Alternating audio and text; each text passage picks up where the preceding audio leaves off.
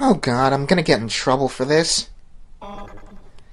I deliberately avoided the controversial elements of the last review subject I covered because I just couldn't take dealing with that conversation at the time. So of course now I have to go and talk about a movie where very controversial real-world politics are completely inseparable from why I hold the opinion that I do. Joy. If you don't want to sit through God knows how many minutes of me taking I guess the word is liberal stance on the issues of race, law enforcement, and female representation as they relate to this movie, get out now. The word I would use to define Bright is schlocky. It feels in a lot of ways like some trashy, made-for-TV or direct-to-VHS thing from a couple of decades back. I don't know, something about R-rated buddy cop movie in an urban fantasy setting just has that vibe to me.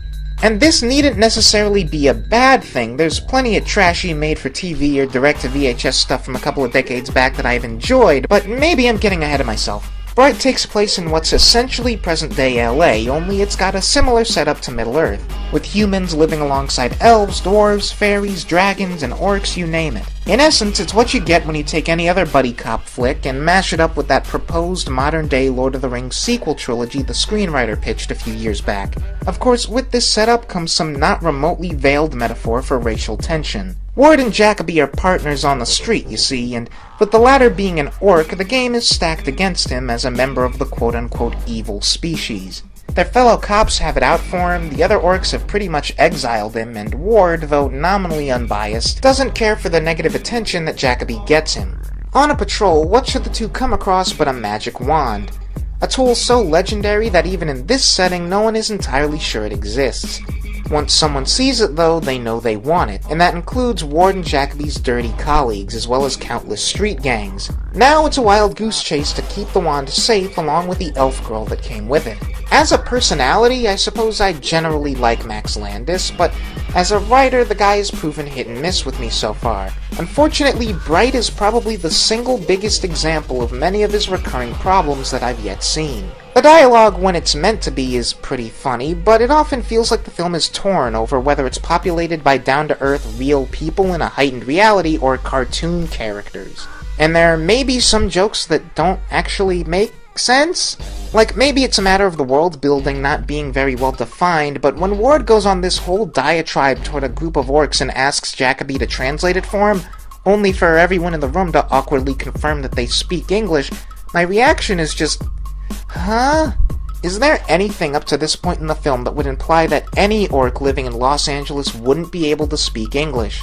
It's a metaphor for cops' insensitive handling of non-English languages in reality, I get that, but all of the orcs with the extensive dialogue in this film speak English just fine, so I'm led to believe that's just the go-to language in this world for conversations where humans are involved. Also, Ward calls one of them Shrek, which, if Shrek exists, that raises some questions, especially since the Shrek franchise has numerous Lord of the Rings references.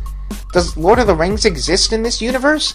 Is it like a historical drama or something? Is Tolkien's work considered, like, horribly racist? Oh god, too many questions. And, well, okay, this is a powder keg, but unavoidable. As a black person watching a movie about cops in 2017, it occasionally feels like this movie doesn't really know how to approach the current climate around law enforcement with the right level of self-awareness. Christ, it's like walking on eggshells. Allegedly, the joke that serves as the biggest example of this was an ad-lib by Will Smith, which, okay, I guess, but you've gotta know that that paints both your protagonist and your movie with a pretty gross brush. Even the jokes that manage to really get a laugh out of me are just bizarre to the point that I'm not even sure to what extent they were written as jokes.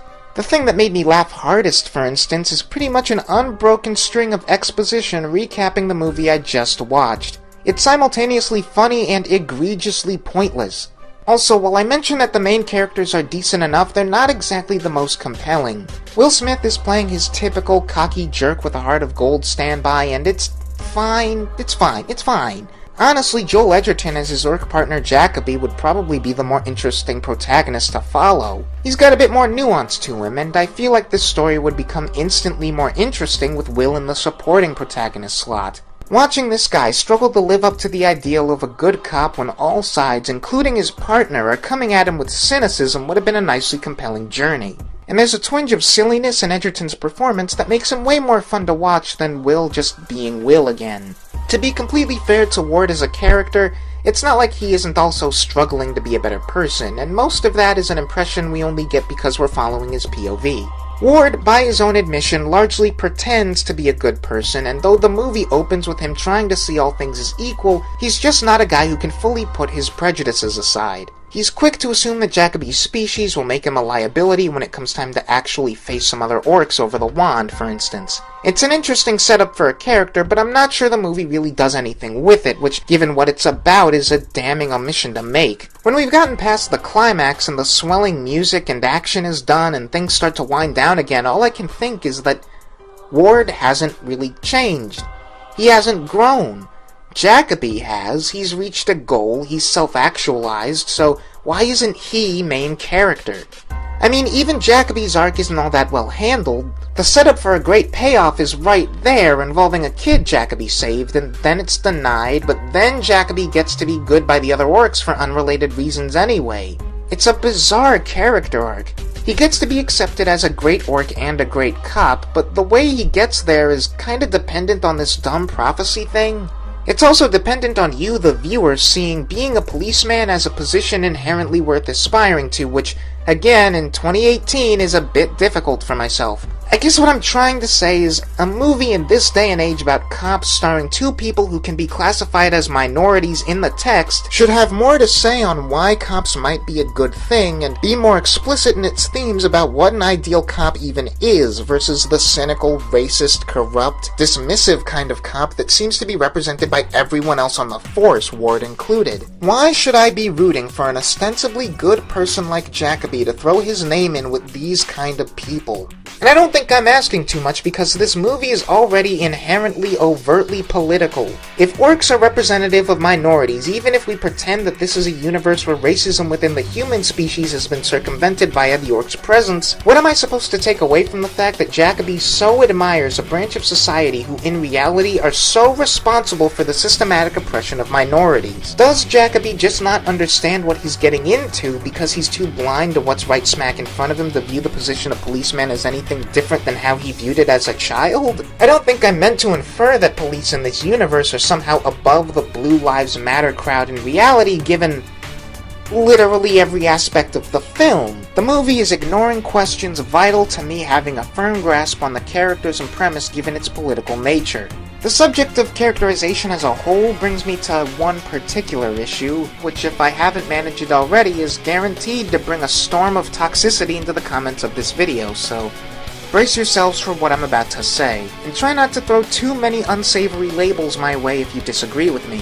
The treatment of women in this film is dumb and bad. I really don't want to be that guy, and how this might reflect on either Max Landis or director David Ayer on a personal level, especially relative to this being kind of a consistent thing amongst their collective works, and now the former of the two being subjected to, let's say, somewhat questionable sexual assault allegations, is a discussion for another time by someone who isn't me. I can only discuss it as it applies to the film as its own entity, and say that for myself this was something that actually bugged me as I was watching. This isn't a bandwagon that I'm jumping onto, it's something that I found actively distracting over the course of watching Bright, and to omit that would be intellectually dishonest.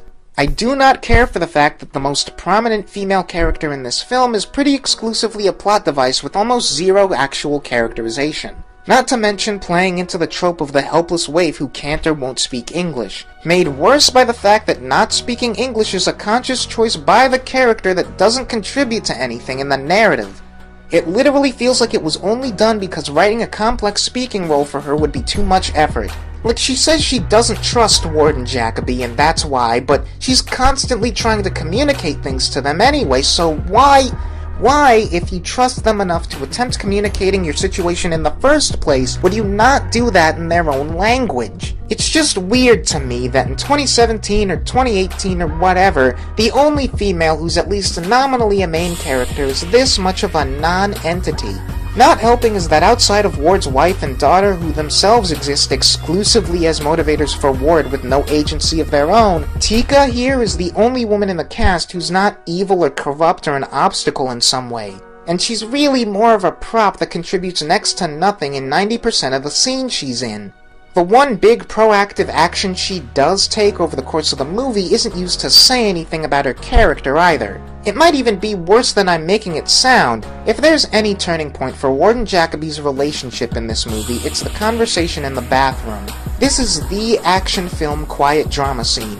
Antika is contributing so little as to be an active distraction. You know what would have been great? If this moment came after we arbitrarily decided to start giving real dialogue to our third protagonist, and we let this scene be about finding common ground between all three of them. You know, let the only non-villainous lady role of consequence have some input beyond the indirect impetus for this conversation? No? We don't want to do that? Okay, just have her play around with the hairdryer, I guess. Again, maybe this is less to do with Max and more to do with Ayer. I can't be sure, but only knowing the guy through Suicide Squad, it wouldn't surprise me, especially given the bro-y, alpha dog machismo attitude of that movie is all over this one. Speaking of Suicide Squad, though, something else this movie has in common with that one is mediocre and unengaging action scenes. There's not even that much action in the movie, and what is there is bog-standard shootout stuff. How does Ayer keep making movies with elements this fantastical and manage to make them no fun at all during fight scenes? The elves flip around a whole bunch. So there's that. The biggest, most tangible issue with Bright from where I'm sitting is that it just leaves no impact on me. I can remember most of it, the issue isn't that it's unmemorable, but it just doesn't elicit any emotion. I'm not excited by the action, I'm not moved to anything more than mild chuckling by the characters and story, I'm not even angry at its bafflingly mishandled politics. Bright sits in my mind as a thing that happened. It's neither all that impressive or memorably disastrous, and I'm no better or worse for having watched it. It's got all the production value of a real movie, so I guess Netflix succeeded in proving they could make those, but that level of production along with the cast is really the only reason it's any more worth watching than any other random Netflix original movie. It's there if you want it, I suppose.